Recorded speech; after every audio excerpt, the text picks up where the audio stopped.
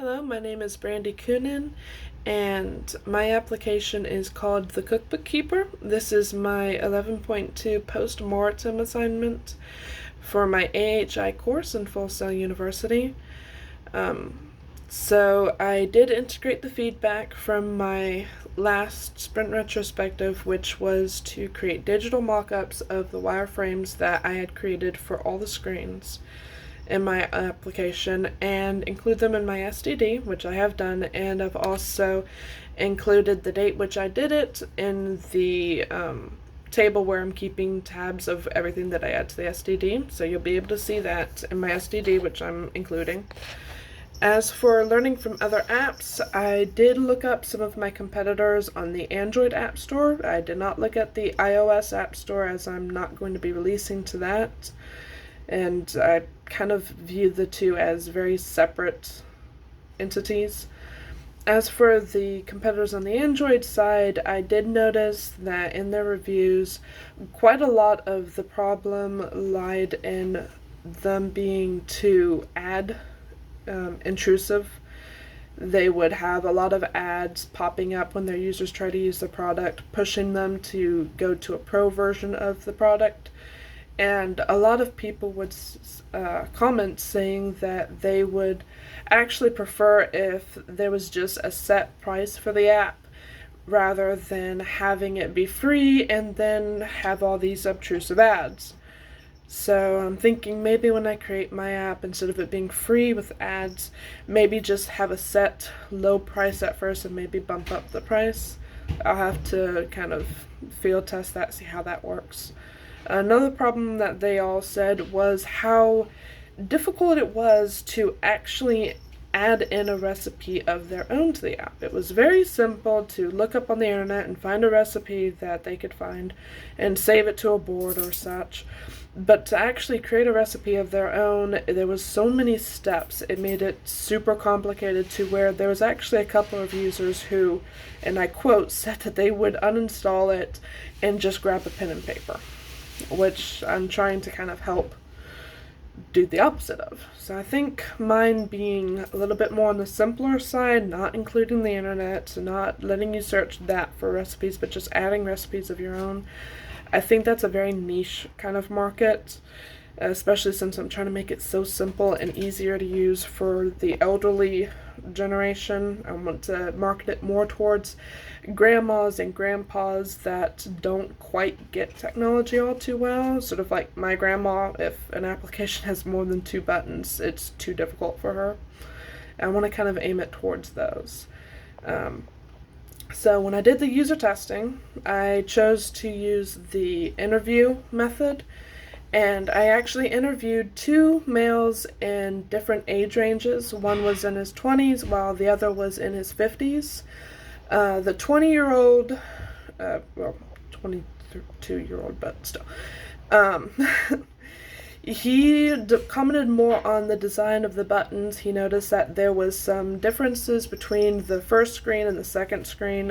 First screen was the main screen, second screen was the screen to enter in a recipe.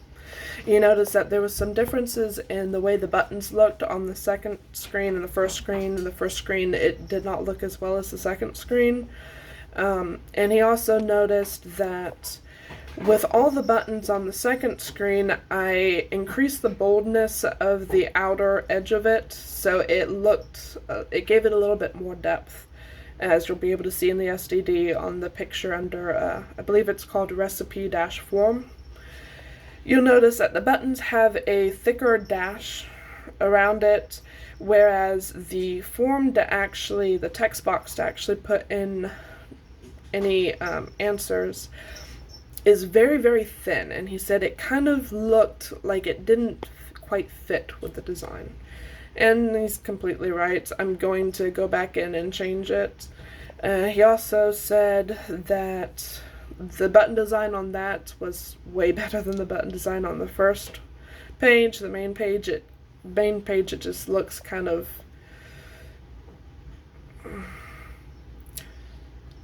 it's not as good.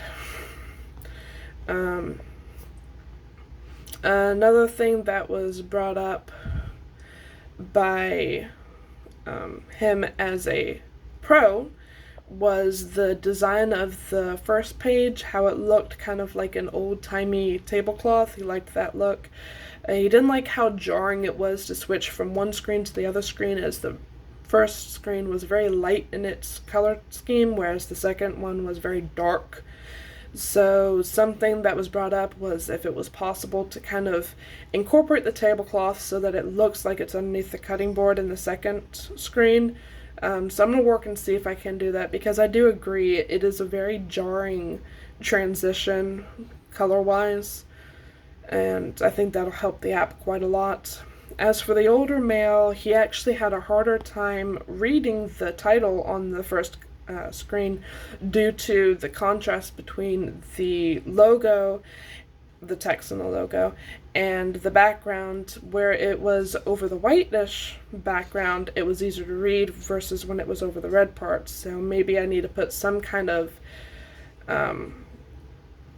text box or something behind it to kind of help let the letters pop out more, as I can't really, they're already black. I can't do much to change the boldness of them. Another thing he mentioned was he actually really liked how simple it was. It was just 2 buttons on the main screen, 2 buttons on the recipe form screen to leave the recipe form. He liked how it wasn't too complicated, so I think I'm going in the right direction with that, and I want to stick with that. I don't want to make things too complicated for my users. Another test subject, well, another person who I asked for advice on said it would be cool if I could implement something sort of to change the background to the user's taste, which I think is a very good idea. Maybe changing it from sort of an American kitchen sort of style to maybe a more Japanese kitchen, or maybe a more German kitchen or French kitchen. Maybe I can make things to kind of appeal to people in other countries and other places around the world, make it feel more like home for them, which I think would be a great idea. What went right this week?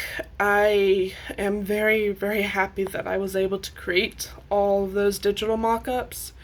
It was not easy. It was very time-consuming. One of the digital mock-ups you'll see for the, I believe it's recipe dash card. You'll see the background of it is sort of a papery looking thing, and it's got all these lines on it like a recipe card.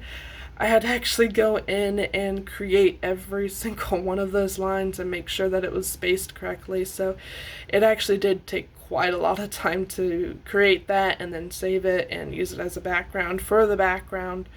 So I'm very proud of my efforts for that one, especially. What went wrong this week?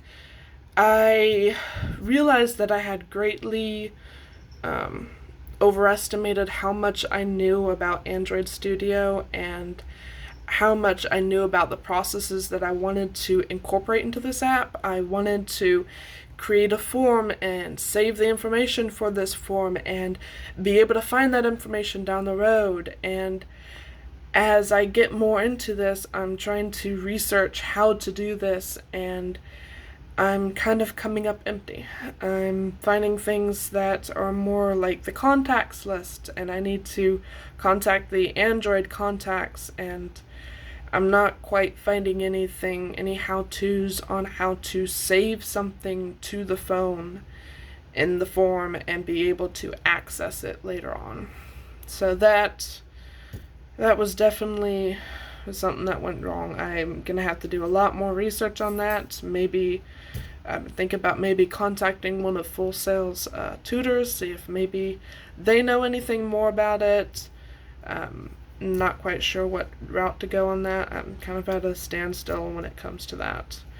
Improving moving forward, taking those steps, implementing the information that I found out in the user testing, changing the way those buttons look, for example, changing the way the text looks, and just basically finding someone who might know more about Android Studio than me, and maybe looking at some more tutorials on how to make some form of form. So that's going to be my next step. This has been Brandy Kuhn.